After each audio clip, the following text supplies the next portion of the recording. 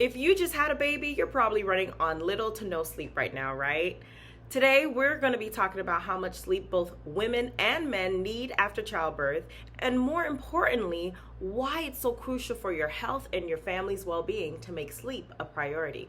Whether you're recovering from childbirth or helping your partner adjust to a life with a newborn, sleep deprivation affects everyone. So I'll be walking you through how much rest you should aim for, the effects of sleep deprivation, and I'll also share some practical tips on how to sneak in some extra sleep even with a newborn's unpredictable schedule. So stick around to the end because I'm going to give you some actionable steps that you can take to feel better rested and more energized as you navigate these first weeks with your baby. All right, so let's dive in. First off, how much sleep do women need after childbirth? After giving birth, your body is in full recovery mode, and it's also trying to recover from childbirth. Childbirth is a very, very oftentimes, unfortunately, traumatic experience for some people. And so you really want to make sure that you give yourself grace and time to adjust and recover. Right? But it's not just about sleep. It's also about the physical and emotional recovery. And so ideally, the amount of sleep for new moms is still 7 to 9 hours. Okay? But let's be real. You're probably not getting that. That's why you're watching this video.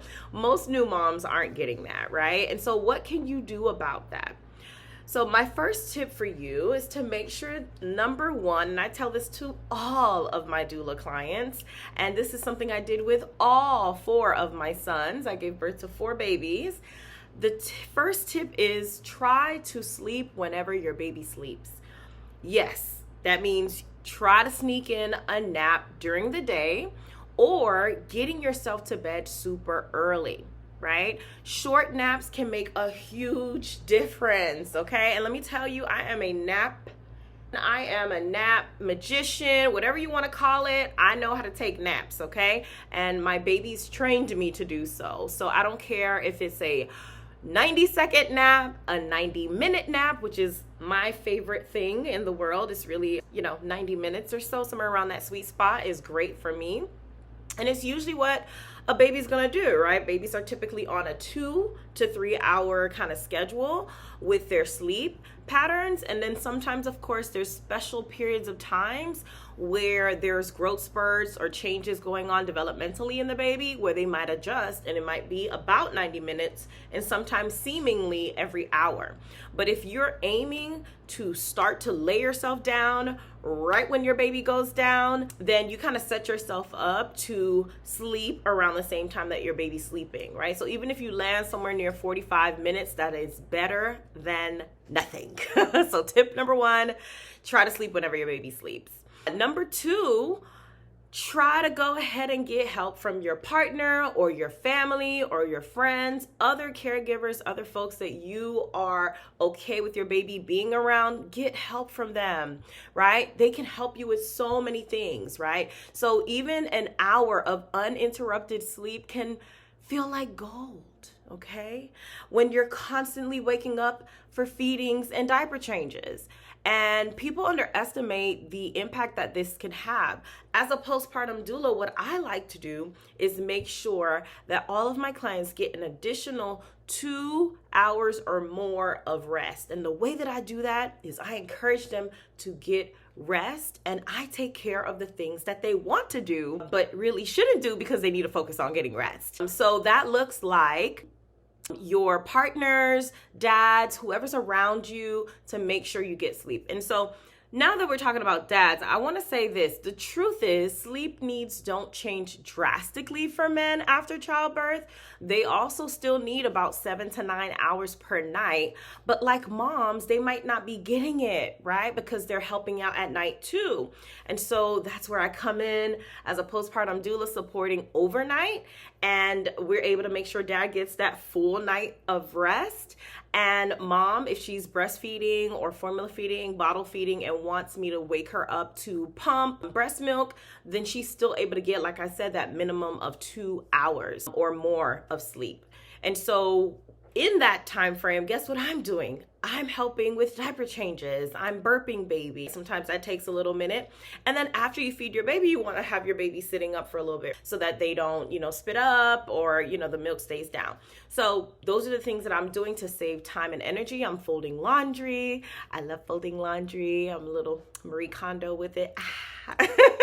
And those are some of the things that I do to help make sure that our families are able to get rest. So ask around, find out which of your friends or family can help with laundry, with different chores, cooking, etc. Okay? So tip number 2, get help from your partner or family. And then thirdly, if you are a dad or partner or whatever your family structure, I would just encourage you to think about dividing the nighttime responsibilities, like the feedings and soothing the babies. So maybe you do feed your baby at the breast, but then you hand off to dad to soothe the baby, to get baby down to sleep. Maybe you hand off to dad or the partner to do the bedtime routine and giving the baby a bath. When you take the time to take turns getting up and working out shifts, that helps that other parent get a solid stretch of sleep while the other parent helps with baby duty for an hour or 2 or a few hours, okay? So both parents are likely feeling the effects of sleep deprivation. And I don't want you to keep up with tallies and counts of who's more sleep deprived. That should not be the focus. What we really want to make sure is that we avoid not operating as a team, right? And I want you to know that when you talk about chronic lack of sleep, those are the things that can lead to mood swings, irritability, lowering your immunity. Sometimes people end up getting sick afterwards, catching colds and things that they wouldn't normally catch because of the high stress and lack of sleep. And it also can contribute to this, and you all know, postpartum depression. So that's why it's so important to prioritize rest. All right, so here's a quick recap of what we covered today. Our moms, parents, they need about 7 to 9 hours of sleep. But the reality is it'll likely be broken up. And it'll be broken up because that's really how your baby's brain is developing too, and how they sleep. They typically sleep 14 hours a day. And so rest and naps are key to recovery, both physically and emotionally.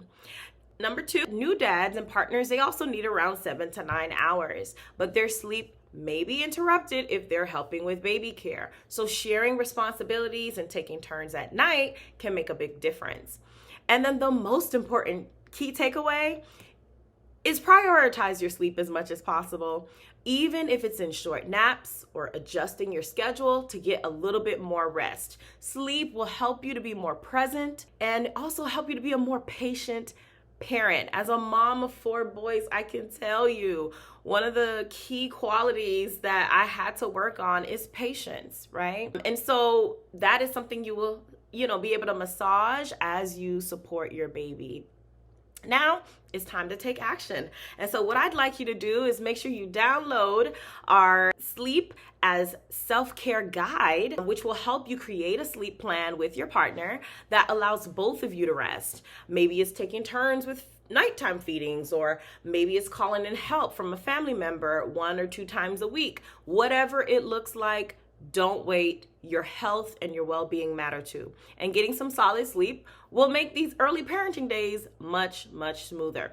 So if you found this video helpful, please don't forget to hit the like button and subscribe for more tips from me. And thank you so much for watching, and I'll see you in the next video where I discuss maximizing your sleep while you're breastfeeding. Wait, did she just say 7 to 9 hours? Where?